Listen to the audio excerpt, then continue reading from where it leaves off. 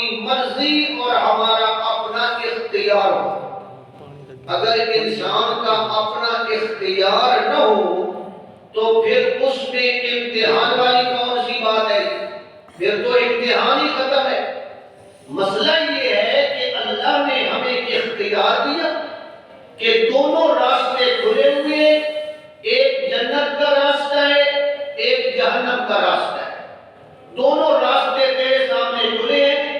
پھر اللہ نے بتا دیا، سمجھا دیا، دلائل دے دیے، جنت کے راستے کے فائدے بتا دیے، دلائل دے دیے، اور اللہ تبارک و تعالی نے جہنم کے راستے کے نقصان بتا دیے، شیطانی دلائل کا جواب دے دیا۔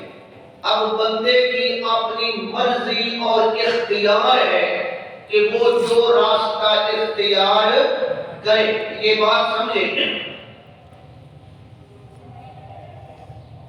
قرآن مجید میں بہت ساری جگہوں پہ، ایک جگہ نہیں، دو جگہ نہیں، 20 مقامات ہیں، 20 جہاں اللہ یہ مسئلہ بیان فرماتے ہیں، یضل بہ من یشاء ویہدی من یشاء۔ اللہ جسے چاہے ہدایت دیتا ہے، اللہ جسے چاہے گمراہ کرتا ہے۔ اس کو سمجھنا چاہیے کہ اس کا مفہوم کیا ہے، ورنہ عام مفہوم تو یہ ہے کہ بس اللہ تعالیٰ نے دے دی ہے ہدایت، اللہ نے گمراہ کر دیا ہے۔ اس کا مفہوم یہ ہے کہ اللہ تبارک و تعالی ہدایت کا خالق ہے۔ ہدایت کو بنانے والا کون ہے؟ اللہ۔ گمراہی کا خالق کون ہے؟ اللہ۔ گمراہی کو بنانے والا کون ہے؟ اللہ۔ جب آدمی اس راستے پہ چلتا ہے، جب آدمی اس راستے پہ چلتا ہے، اللہ تبارک و تعالی اسی کے مطابق اس کا نتیجہ ظاہر کر دیتا ہے۔ اب آپ بتائیں، موت دینے والا کون ہے جی؟ اللہ۔ ایک آدمی نے خیر مارا، بندہ مر گیا، اب جناب اس بندے کو موت کس نے دی ہے؟ بولیں گی؟ موت اللہ نے دی ہے، لیکن جب اس بندے نے فائر مارا اور اس نے اس کو مارنے کا ارادہ کیا، اللہ نے اس دروازہ حضرت کھلا رکھ دو، اور اس بندے نے جب یہ جناب کام کیا، اسی اتنے بیٹھ جاؤ اگر تمہیں سردی لگتی ہے سائڈ پہ،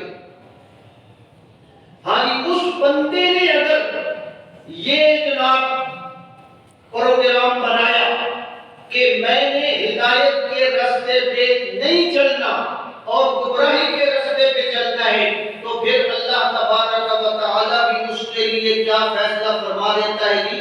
گمراہی کا۔ اس لیے یہ بات سمجھے، وَلَوْ شَاءَ اللَّهُ لَجَعَلَكُمْ أُمَّةً وَاحِدَةً، اور اگر اللہ تعالیٰ چاہے تو ساری کی ساری امتوں کو، سارے کے سارے لوگوں کو ایک امت بنا دے، ایک دین پہ لگا دے، ایک مذہب پہ لگا دے، لیکن اللہ تعالیٰ کیا کرتا ہے؟ وَلَٰكِن يُضِلُّ مَن يَشَاءُ، لیکن اللہ جس کو چاہتا ہے گمراہ کرتا ہے۔ یہاں لفظ آ گیا یضل، اللہ گمراہ کرتا ہے، من یشاء، جس کو چاہے۔ گمراہ کرنے کا کیا مطلب ہے؟ کہ اللہ زبردستی گمراہ کرتا ہے؟ زبردستی گمراہ نہیں کرتا، وہ بندہ خود گمراہی کا راستہ اختیار کرتا ہے، اور اختیار کر کے جب وہ اس راستے پہ چلنا چاہتا ہے، اللہ بھی اس کے لیے گمراہی کا راستہ پھر کھول دیتا ہے۔ ٹھیک ہے بھائی، جا، تو جانا چاہتا ہے۔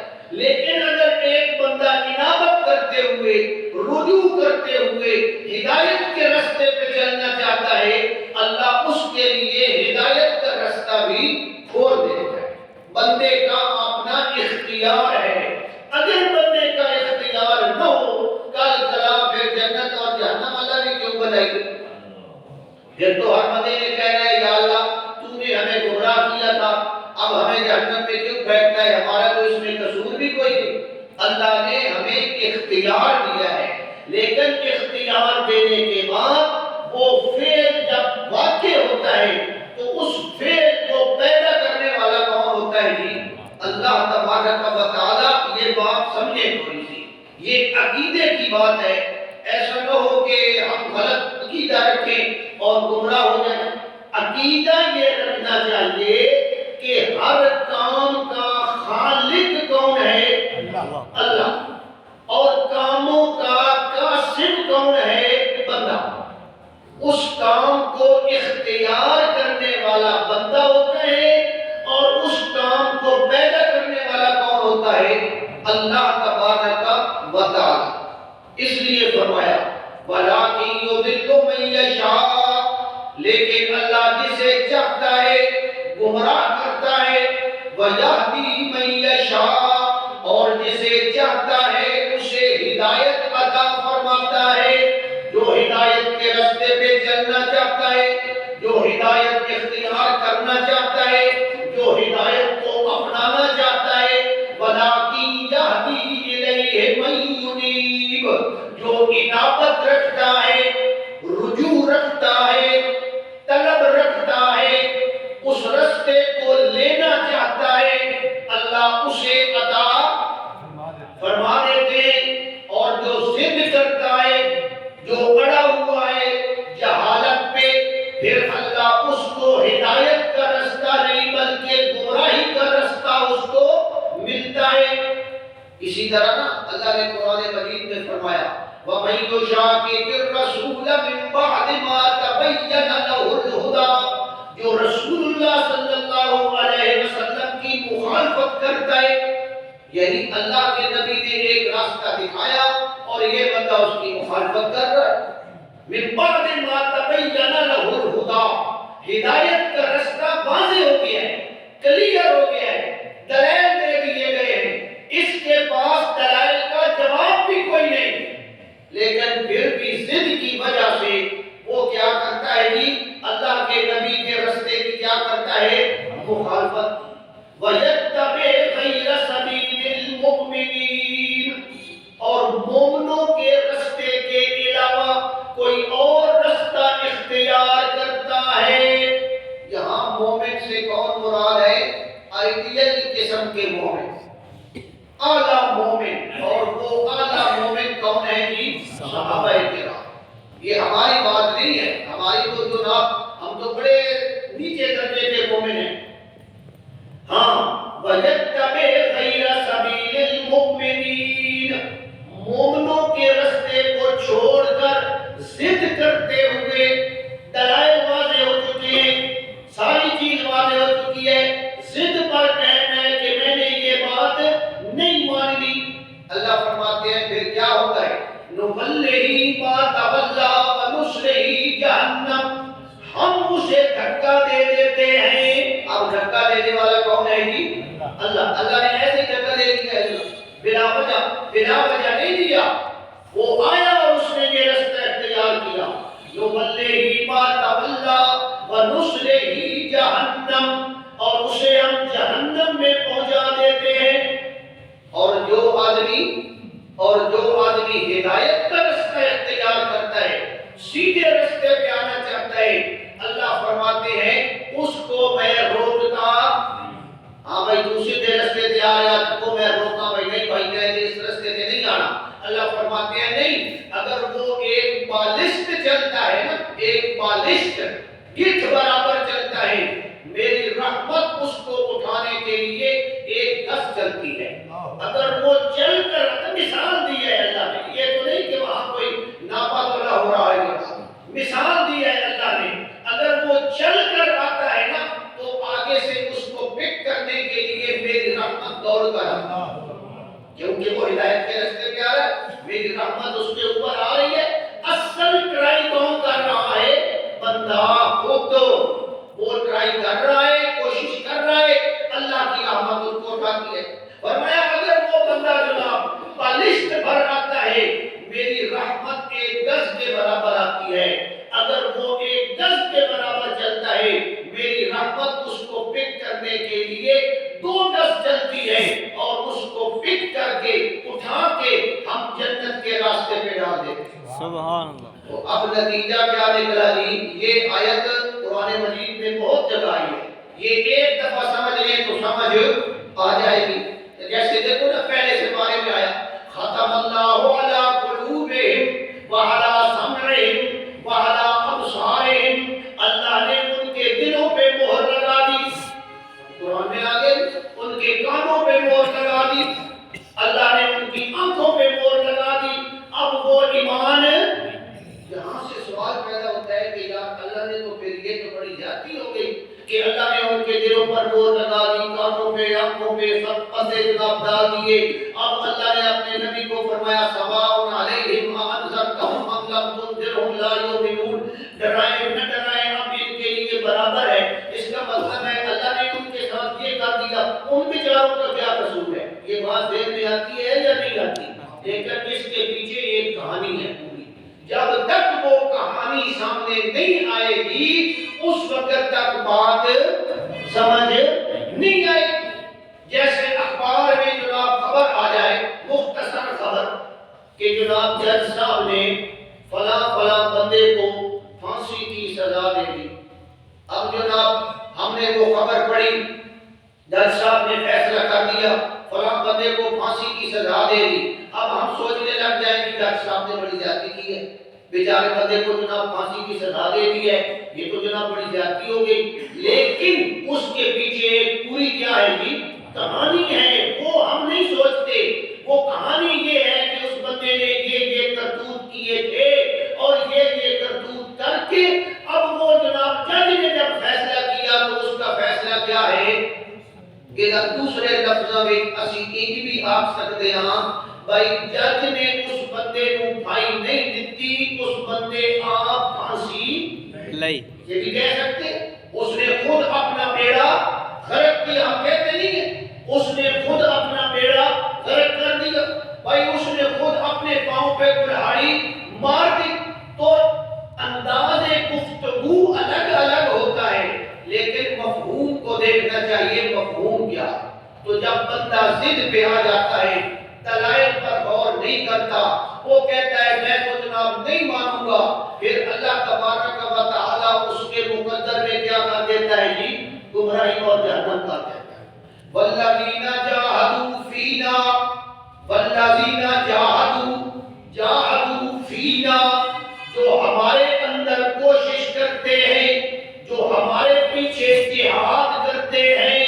یہ آیت بھی سمجھ لے بڑی اہم ہے. جاہدوا فینا، فینا میں نے ہمارے اندر، اب اللہ کے اندر تو کوئی نہیں جا سکتا نا، یہ تو محاورہ ہے.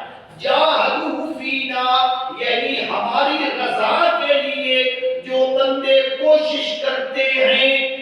علماء نے لکھا ہے اس کے معنی سمجھے. ایک معنی تو یہ ہے کہ جو بندے ہماری رضا کے لیے کافروں کے ساتھ کیا کرتے ہیں جی جہاد کرتے ہیں. اے جاہدوا الکفار، اے جاہدوا اعداء اللہ، وہ اللہ کے دشمنوں کے ساتھ جہاد کرتے ہیں. لنہدینہم سبلنا، ہم انہیں اپنے رستے دکھا دیتے ہیں، یعنی ان کے لیے کامیابیاں مقدر کر دیں. یہ مطلب ہے. دوسرا مطلب بعض علماء نے فرمایا کہ مکی دور میں تو جہاد فرض بھی نہیں تھا، یہ تو اس زمانے کی آیت ہے. دوسرا مطلب اور ہے والذین جاہدوا فینا لنہدینہم سبلنا، جو ہماری رضا کے لیے اپنے نفس کے ساتھ اور شیطان کے ساتھ جہاد کرتے ہیں. شیطان کے ساتھ جہاد اور شیطان کے ساتھ جہاد کرنے کے لیے کون سا اسلحہ ہمارے پاس ہونا چاہیے؟ قرآن. نہ سمجھے نا، دشمن کے ساتھ جہاد کرنا ہے، تلوار ہو، بم ہو، جناب بندوق ہو، لیکن شیطان کے ساتھ جہاد کرنا ہے تو یہ اسلحہ قرآن ہے. اس قرآن کے پاس آنا پڑے گا تب شیطان کے ساتھ جہاد ہوگا، ورنہ ایسے اس کے ساتھ جہاد. سارے اصول تو یہاں لکھے ہوئے. والذین جاہدوا فینا، جو شیطان کے ساتھ جہاد کرتے ہیں، اپنے نفس کے ساتھ جہاد کرتے ہیں. لنہدینہم سبلنا، ہم ان کو اپنے رستے دکھا دیتے ہیں، یعنی کامیابی کے رستوں پہ چلا دیتے ہیں. یہی معنی ہے جو میں نے عرض کی ہے کہ جو کوشش کرتا کرتا ہے، جو سیدھا رستہ دیکھنا چاہتا ہے، جو سیدھے رستے پہ آنا چاہتا ہے، اللہ تبارک و تعالی اس کو سیدھا رستہ دکھا دیتا ہے۔ والذین جاہدوا، ایک اور معنی، والذین جاہدوا فینا لنہدینہم سبلنا، جو ہماری اطاعت کرتے ہیں، جو ہمارے نبی کی اطاعت کرتے ہیں، ہماری اطاعت کرتے ہیں، لنہدینہم سبلنا، ہم ان کو جنت کا رستہ دکھا دیتے ہیں۔ اور یہ بھی بالکل ٹھیک ہے، جو اللہ کے رسول کی اطاعت کرے گا اس کے لیے کون سا رستہ جناب کلیئر اور واضح ہو جائے گا؟ جنت کا رستہ۔ ایک اور معنی، والذین جاہدوا فینا لنہدینہم، جو انابت اختیار کرتے ہیں، رجوع اختیار کرتے ہیں، ضد چھوڑ دیتے ہیں، قرآنی دلائل کے اندر غور کرتے ہیں۔ سمجھیں، یہ قرآنی دلائل کے اندر غور کرنا کیا یہ مجاہدہ نہیں ہے؟ یہ تو سب سے بڑا مجاہدہ ہے۔ جہاد کا مطلب ہے کوشش، مجاہدہ، یہ سب سے بڑا مجاہدہ ہے۔ مفسرین لکھتے ہیں والذین جاہدوا فینا لنہدینہم، جو ہمارے دیے ہوئے دلائل کے اندر ضد کے بغیر غور کرتے ہیں، توجہ کرتے ہیں، ان دلائل کو سمجھنے کی کوشش کرتے ہیں، لنہدینہم سبلنا، انہیں ہی ہم سیدھا رستہ عطا فرماتے ہیں۔ تو جو ضد پر آ جائے گا کیا خیال ہے اس کو بھی سیدھا رستہ ملے گا؟ یہ دین اتنا اللہ تعالیٰ نے ایسا نہیں بنایا کہ وہ ضد پر آ جائے اور اللہ تعالیٰ پیچھے پیچھے منتیں کرتا پھرے، نہیں بھائی مہربانی فرما بھائی دین پر آ جا۔ اللہ نے نہ ہمیں کہا ہے اور نہ یہ دین کا طریقہ ہے، نہ اللہ کے نبی نے ایسا کیا ہے۔ فرمایا دعوت دو، مسئلہ سمجھاؤ، دلائل دو، لیکن اگر وہ ضد پہ آ چکا ہے تو کل قیامت والے دن تم سے اس کے بارے میں پوچھ نہیں ہوگی۔ اللہ صاحب نہیں پوچھنا بھائی تو انہوں کیوں نہ اسی رستے سے لایا، بھائی ہم نے تو کوشش کی ہے، وما علینا الا البلاغ، ہمارے ذمہ تو پہنچا دینا ہے اور ہم نے پہنچا دیا۔ اس لیے میں آپ سے عرض کرتا ہوں بارہا درسوں میں، اب یہ اس بات پہ ذہن میں یہ بات آئی ہے کہ ہم ساری عمر آپ کو باتیں بتا رہے ہیں، دین کی باتیں بتا رہے ہیں، عقائد بتا رہے ہیں، دلائل قرآن کے بتا رہے ہیں۔ جب آپ ان دلائل کو سمجھ جائیں تو آپ کا بھی حق بنتا ہے آگے بتانا، یا چپ کر کے گھر میں بیٹھے رہنا؟ حق بنتا ہے، آگے بتانا آپ کا حق ہے۔ آگے بتانا دین کی بات، اس کا نام کیا ہے؟ تبلیغ۔ اس کا نام کیا ہے؟ تبلیغ، دوسروں تک دین کی بات پہنچانا۔ اس لیے میری آپ سے یہ گزارش ہے کہ دین کی جو باتیں، دین کے جو مسئلے، دین کے جو عقائد آپ کو سمجھائے جاتے ہیں، آپ دوسروں کو اس کی تبلیغ کریں۔ اور اس کے لیے کوئی لمبے چوڑے تردد کی بھی ضرورت نہیں کہ آپ کہیں گے کیا بنے گا کیسے۔ آدمی آپ کے پاس بیٹھا ہے، ملا ہے، آپ کے گھر کا بندہ ہے، آپ اسے دین کی بات پہنچا سکتے ہیں۔ 1 منٹ لگے گا اور تبلیغ کا حق کیا ہو جائے گا؟ ادا ہو جائے گا۔ تبلیغ تو بڑی آسان ہے۔ حضور نے فرمایا بلغوا عنی ولو آیا، اگر ایک آیت کے برابر بھی بات ہو نا، چھوٹی سی بات، اس کو بھی آگے پہنچانا چاہیے۔ اور جو بڑے لیول پہ ہوتا ہے نا، بات کرنا، نصیحت کرنا، وہ علماء کا کام ہے۔ 2 لیول ہے نا، ایک بڑے لیول پہ کام اور پورا جناب والا ایسے دین بتانا، وہ تو علماء بتائیں گے۔ اور چھوٹی موٹی دین کی باتیں جو ہمیں معلوم ہیں وہ ہمیں بتانی چاہیے یا نہیں بتانی چاہیے؟ بتانی چاہیے۔ جو بھی اچھائی کی بات ہو وہ بتانی چاہیے، اور جو بھی بری بات ہو اس سے ہمیں دوسروں کو ڈرانا اور سمجھانا چاہیے۔ تو یہ کام کرنے پہ کوئی خرچ آتا ہے؟ کوئی لڑائی ہوتی ہے؟ کوئی جھگڑا ہوتا ہے؟ ثواب ملتا ہے یا نہیں ملتا؟ تو یہ کام آپ کریں اللہ کے بندو۔ بار بار میں یہ عرض کر رہا ہوں کہ دین کی جو باتیں آپ کو بتائی جاتی ہیں، پہلے نمبر پہ ان کو اچھی طرح سمجھیں۔ ایسے سمجھے بغیر کیا ہوگا؟ ان کو سمجھیں، دلائل کو سمجھیں، اور پھر دلائل کو یاد کر کے آگے پہنچائیں اور جب تک آگے نہیں پہنچائیں گے دین کس طرح پھیلے گا، یہ عقائد کس طرح پھیلیں گے؟ ہم آپ کو رسالے دیتے ہیں، کتابیں دیتے ہیں، مفت دیتے ہیں، اگر آپ حضرات ان کو گھر جا کر رکھ دیں، چلو جی مولوی صاحب نے مفت کتاب دی ہے، یہ جہاں الماری میں پڑی ہے، تو اس کا کوئی فائدہ ہوا آپ کو؟ بس ایسے ہی پڑھی ہے جناب، ہے نا؟ اس کو پہلے نمبر پہ پڑھیں، پڑھنے کا بھی پھر فائدہ نہیں ہے، اس کو سمجھیں، اتنا پڑھے کہ وہ دلیل کیا آ جائے، سمجھ آ جائے، اور جب سمجھ آ جائے تو پھر دوسروں کو بتائیں، جہاں بھی موقع ملے، دن میں 100 مرتبہ موقع ملے 100 مرتبہ آگے بڑھائیں۔ اچھا چلو لمبے چوڑے مسئلے تو آپ نہیں کر سکتے، اتنی بات تو بتا سکتے ہیں نا ہر بندے کو، بھائی یہ اللہ کی کتاب ہے، ہمیں اس کے سمجھنے کی کوشش کرنی چاہیے۔ اگر ہم سمجھیں گے تو کامیاب ہوں گے، اگر اس قرآن کو ہم صرف جناب الماری میں رکھ دیں گے تو کیا ہوں گے؟ اتنی بات پہنچانے میں کوئی حرج ہے؟ جب آپ نے قرآن کی طرف دعوت دے دی تو بہت بڑی دعوت ہے، بہت بڑی دعوت ہے، اس لیے آگے پہنچانا چاہیے۔ نبی پاک صلی اللہ علیہ وسلم نے حجۃ الوداع کے موقع پر یہ دیکھیں نا، دین اللہ کے نبی نے پہنچایا ہمیں، پھر آگے اللہ کے نبی نے اس دین کو کنٹینیو کرنے کے لیے ایک پروگرام دیا ہے۔ حضور نے جناب حجۃ الوداع کے موقع پہ بڑی بڑی باتیں اہم بیان فرمائی، اور پھر اینڈ پہ آپ نے فرمایا نصر اللہ ابراہیم سمع مقالتی، حضور نے دعا دی، اللہ اس بندے کو خوش رکھے جس نے میری باتوں کو غور سے سنا۔ اب اس میں کیا اشارہ ہے کہ غور سے سنا، فوعاہا، پھر ان کو یاد رکھا، پھر ان کو کیا کیا؟ یہ نہیں کہ جمعہ پڑھا اور باہر نکلا تو پتہ ہی کوئی مولوی صاحب نے کیا کہا، یاد رکھا، دو باتیں، فَأَدَّاهَا كَمَا سَمِعَ، اور جس طرح سنا تھا اسی طرح آگے پہنچا۔ اب حضور یہ کیوں کہہ رہے ہیں خطبے میں؟ اس لیے تاکہ یہ دین کا جو نظام ہے نا، یہ آگے کڑی سے کڑی ملتی رہے اور دین چلتا رہے۔ اور پھر حضور نے فرمایا بلغوا عنی ولو آیا، اور پھر اینڈ پہ یہ بھی فرمایا کہ جتنے لوگ موجود ہیں فَلْيُبَلِّغِ الشَّاهِدُ وَالْغَائِبُ، یبلغ، پھر کوئی تبلیغ آ گئی کہ جو یہاں موجود ہیں وہ ان لوگوں تک پہنچائیں جو یہاں موجود نہیں ہیں۔ اب حجۃ الوداع میں کوئی ساری دنیا کے بندے تو نہیں تھے نا، تو پھر صحابہ کرام نے وہ پوری دنیا تک دین کیسے پہنچایا جناب؟ انہوں نے جناب آگے وہ باتیں پہنچائیں۔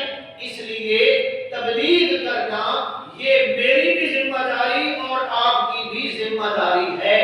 میں آپ کو تبلیغ کی ہدایت کر رہا ہوں یا منع کر رہا ہوں؟ جی، اور سارے شہر میں آپ پروپیگنڈا سنیں گے مولوی صاحب تبلیغ کے مخالف، یہ پروپیگنڈے ہوتے رہتے ہیں، ان میں ٹینشن نہیں، رب جانتا ہے ہم کیا کر رہے ہیں۔ میں آپ کو پھر کہہ رہا ہوں تبلیغ کریں، تبلیغ کریں، تبلیغ کریں۔ تبلیغ کا مطلب کیا ہے؟ دین کی بات آگے پہنچائیں، چاہے 1 منٹ کے، بات ہی ختم ہے جناب، بات ہی ختم ہے، اور پکی بات پہنچائیں۔ یہ نہیں کہ کوڑ بدور سنا اور وہ آگے پہنچا دیا، اس میں تو آپ خود مجرم بن جائیں گے۔ قرآن کی بات بتائیں، عقیدے کی بات بتائیں، اللہ کے فضل سے آپ بھی کامیاب، اگلا بھی کامیاب۔ تو اس لیے یہ باتیں آگے پہنچانا ضروری ہے۔ ہاں جی، فرمایا وَلَٰكِن يُضِلُّ مَن يَشَاءُ وَيَهْدِي مَن يَشَاءُ، اللہ جسے چاہتا ہے ہدایت دیتا ہے، جسے چاہتا ہے گمراہ کرتا ہے، لیکن ہدایت اسے دیتا ہے جو ہدایت حاصل کرنے کی خواہش رکھتا ہے، کوشش کرتا ہے، اور گمراہ اسے کرتا ہے جو ضد پہ آ کے خود گمراہی کے رستے کی طرف جانا چاہتا ہے۔ فرمایا وَلَتُسْأَلُنَّ عَمَّا كُنتُمْ تَعْمَلُونَ، اور تمہارے اعمال کے بارے میں تم سے ضرور پوچھا جائے گا۔ یہ جتنی کی جتنی باتیں تم کر رہے ہو یہ تم سے پوچھا جائے گا۔ وَلَا تَتَّخِذُوا أَيْمَانَكُمْ، پھر وہ مسئلہ آگے بھی قسموں والا، کہ جو تم قسمیں اٹھاتے ہو، جو تم پرامس کرتے ہو، جو تم وعدے کرتے ہو، وَلَا تَتَّخِذُوا أَيْمَانَكُمْ دَخَلًا بَيْنَكُمْ، ان قسموں کو فساد کا ذریعہ، یعنی بندہ قسم اٹھاتا ہے، قول کرتا ہے، قرار کرتا ہے اور پھر وہ اس کو توڑ دیتا ہے، معاشرے میں فساد پیدا ہوگا یا نہیں ہوگا؟ ہوگا نا، لڑائیاں، جھگڑے، کتنی چیزیں۔ اس لیے فرمایا کہ جو وعدہ تم نے کیا ہے، جو قسم تم نے اٹھائی ہے، اس کو جناب فساد کا ذریعہ نہ بناؤ۔ اس قسم پہ، اس قول پہ، اس وعدے پہ پورے رہو۔ تو یہ پورا رہنا ہر معاملے میں ضروری ہے۔ یہ میں نے عرض کیا تھا، یہ نہیں ہے کہ صرف دین کے معاملے میں، دنیا کے معاملے میں بھی جو کسی سے ہم نے قول و قرار کیا ہے اس پہ پورا اترنا ہماری شرعی ذمہ داری ہے۔ حتیٰ کہ بیوی کے ساتھ ہم نے نکاح کیا، اس نکاح میں بھی ایک ایگریمنٹ ہے، وہ ایگریمنٹ ہے یا نہیں ہے، اسے پورا کرنا ہے۔ کاروبار کے سلسلہ میں ہم نے ایگریمنٹ کیا، اسے پورا کرنا ہے۔ سیاسی سطح پہ ہم نے ایگریمنٹ کیا، اسے پورا کرنا ہے۔ تو یہ تو جناب بڑی وسیع بات ہے، بڑی وسیع بات ہے کہ اپنے وعدوں کو پورا کرو، اپنی قسموں کی لاج رکھو۔ وَلَا تَتَّخِذُوا أَيْمَانَكُمْ دَخَلًا بَيْنَكُمْ فَتَزِلَّ قَدَمٌ بَعْدَ ثُبُوتِهَا۔ ایسے نہ ہو کہ قدم پکا ہونے کے بعد پھر پھسل جائے، یعنی قدم پکا ہو اور پھر کیا ہو جائے؟ پہلے آپ نے قسم اٹھائی ہے، وعدہ کیا ہے، قدم پکا تھا، اب کیا ہو رہے ہو؟ پھسل رہے ہو۔ تو اللہ پھسلنے کا حکم دیتا ہے یا پکا رہنے کا حکم دیتا ہے؟ ہاں، یہ الگ بات ہے، وہ مسئلہ الگ ہے کہ گناہ کی قسم ہو، قسم اٹھائے گناہ کی، اس کو توڑنا ضروری ہے، لیکن قسم ہو عام، اس کو پورا کرنا ضروری ہے۔ ایسے نہ ہو کہ قدم پکے ہونے کے بعد پھسل جائیں تمہارے قدم، تم جناب پھر جاؤ اسی بات پہ۔ دوسرا مطلب، دوسرا معنی یہ ہے، اب دوسرا معنی سنیں، کہ تم قسمیں اٹھاؤ گے، قسمیں اٹھا کر اس کو جناب توڑ دو گے۔ تم مسلمان ہو اور تمہیں دیکھ کر دوسرے لوگوں کے قدم پھسل جائیں گے۔ کیا ہو جائیں گے جی؟ پھسل جائیں گے۔ تو جو قول و قرار کیا گیا ہے اس کو دیکھ کر دوسرے ہمارے بارے میں اچھا سوچیں گے یا برا سوچیں گے؟ وہ کہیں گے اے تو مسلمانوں کی حالت۔ حضرت معاویہ رضی اللہ تعالیٰ عنہ کا واقعہ ہے کہ حضرت نے ایک دفعہ قیصر روم کے ساتھ ایگریمنٹ کی، اتفاق کیا، ایک جناب وعدہ کیا، ایک معاہدہ کیا کہ فلاں تاریخ تک ہم تیرے اوپر حملہ نہیں کریں گے، ہماری لڑائی کیا رہے گی؟ بند رہے گی۔ ایک وعدہ تھا حضرت کا۔ تو حضرت معاویہ رضی اللہ تعالیٰ عنہ نے اس خاص ڈیٹ سے پہلے، مثلا ڈیٹ ہے جناب 1 مارچ مثال کے طور پر، اس سے پہلے آپ نے اس دشمن کی سرحد کے آس پاس آپ نے فوجی جمع کرنے شروع کر دی کہ ڈیٹ ابھی آئی تو ہے نہیں، ڈیٹ ابھی آئی تو ہے نہیں، تو حملہ تو کریں گے ڈیٹ آنے کے بعد، لیکن پہلے وہاں فوجی وغیرہ بھیجے، کافی تیاری وغیرہ سرحد پر کر لی کہ جب وہ ڈیٹ ختم ہوگی فوراً ہم کیا کر دیں گے؟ حملہ۔ حضرت معاویہ کی یہ سوچ تھی کہ جناب وعدہ تو پورا کرنا ہے۔ آپ نے اسی طرح کیا اور آپ نے جناب وہ جب ڈیٹ گزر گئی آپ نے دشمن پر حملہ کر دیا، اور ہم دشمن کو تو یہ سوچ ہی نہیں تھی، پتہ ہی نہیں تھا کہ حملہ ہوگا۔ بہرحال آپ کا حملہ کامیاب رہا اور آپ دشمن کے علاقے لے رہے ہیں اور آگے جا رہے ہیں۔ ایک صحابی رسول رضی اللہ تعالیٰ عنہ کو جب اس بات کا پتہ چلا نا کہ حضرت نے پہلے فوج جمع کی ہوئی تھی اس علاقے میں، اس نے حضرت سے عرض کیا کہ حضرت یہ وعدے کے خلاف کیا ہے، یہ آپ نے وعدے کے خلاف کیا ہے۔ اللہ کے نبی صلی اللہ علیہ وسلم نے فرمایا کہ وعدہ پورا کرنا چاہیے۔ آپ نے تو وعدے کی ڈیٹ آنے سے پہلے تیاری شروع کر دی، یہ تیاری کرنا بھی کیا ہے؟ وعدے کے خلاف ہے۔ اب بات سنیں، اس نے حضرت کو حضور کا فرمان یاد دلایا۔ حضرت معاویہ رضی اللہ تعالیٰ عنہ نے فرمایا ٹھیک ہے، اگر حضور کا فرمان ہے تو ساری فوجیں واپس، ساری فوجوں کو واپس کیا، جتنے علاقے ان سے لیے ہوئے تھے وہ سارے ان کو واپس کر دیا کہ بھائی یہ ہم سے کیا ہو گئی ہے؟ غلطی. تو یہ جذبہ میرے اور آپ کے اندر ہے کہ حضور کا فرمان آ جائے اور ہم تو جناب والا بالکل ڈھیلے پڑ جائیں. ہم تو کہتے ہیں حضور بامیں جو بھی کوئی آ جائے آپ کو ہم یہ کریں گے. تو یہ وعدے کی پاسداری ہوتی ہے، وعدے کو پورا کرنا چاہیے. ایسے نہ ہو کہ لوگوں کے قدم اسلام سے دور ہو جائے. ہمیں دیکھیں گے کہ یہ مسلمانوں کا حال ہے تو جناب والا وہ بھی دین سے کیا ہو جائیں گے؟ دور ہو جائیں گے. وَتَذُوقُوا السُّوءَ بِمَا صَدَدتُّمْ عَنْ سَبِيلِ اللَّهِ، اور اللہ کے راستے سے روکنے کی سزا تمہیں ملے گی جب تم اپنا کردار غلط پیش کرو گے قوموں کے سامنے، دنیا کے سامنے. تو دنیا اسلام کے قریب آئے گی یا دور ہوگی؟ بولے نا دور ہوگی. تو اللہ تعالیٰ یہ فرما رہے ہیں کہ ان کو در حقیقت دور کس نے کیا؟ تم نے کیا، اور تمہیں اس کی سزا لازماً ملے گی کیونکہ تم ان کے لیے رکاوٹ بنے.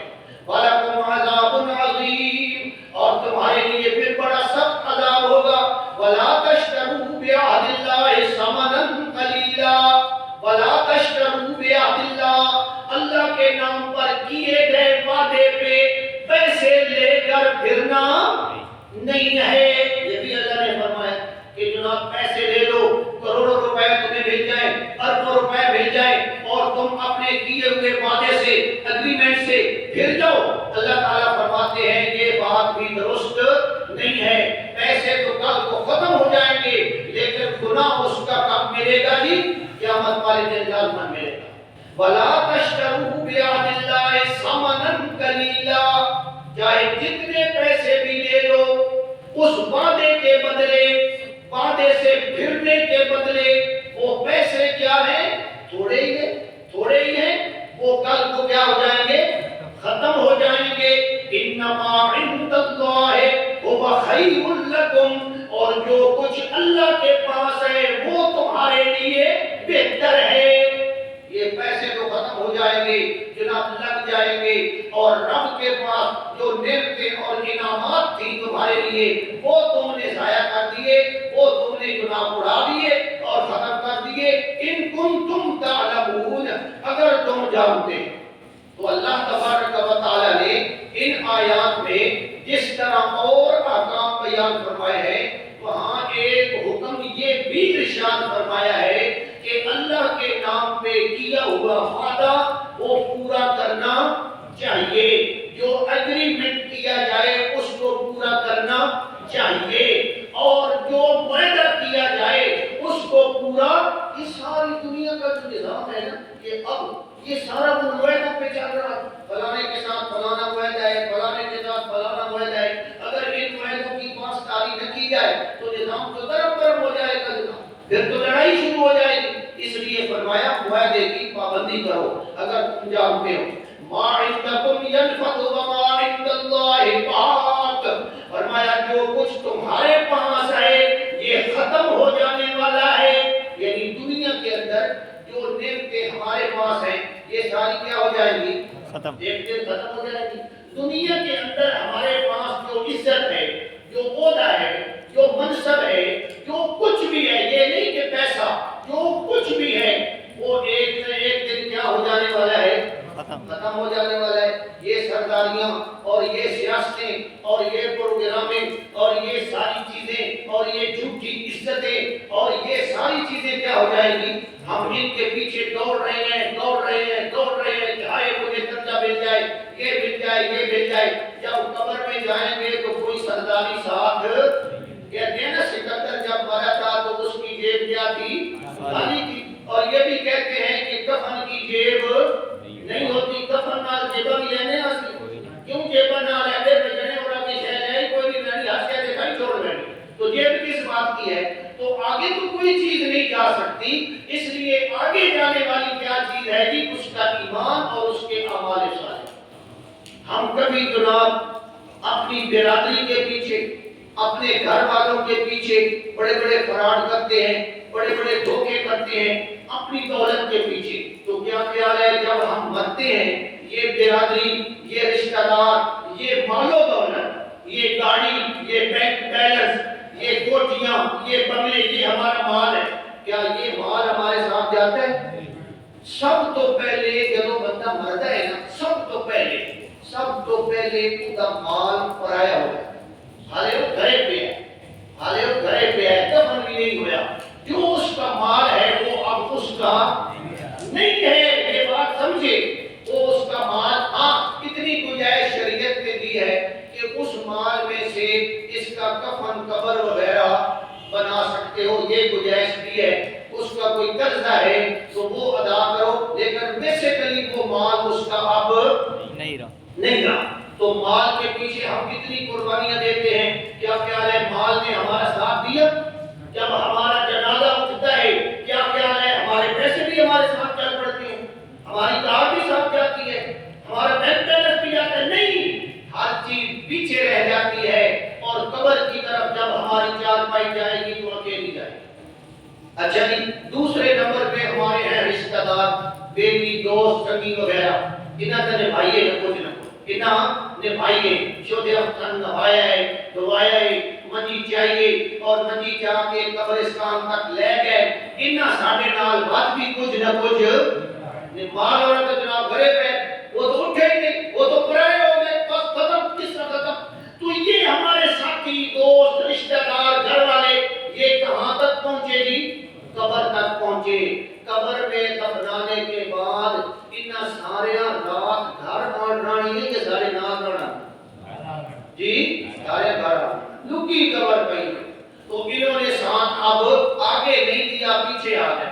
اب جناب ایک تیسری چیز تھی، وہ تھا ہمارا ایمان اور عقیدہ، ہمارے اعمال، وہ کہاں جائیں گے؟ ہمارے ساتھ جائیں گے۔ تو کیا خیال ہے ہم ان پر محنت کر رہے ہیں؟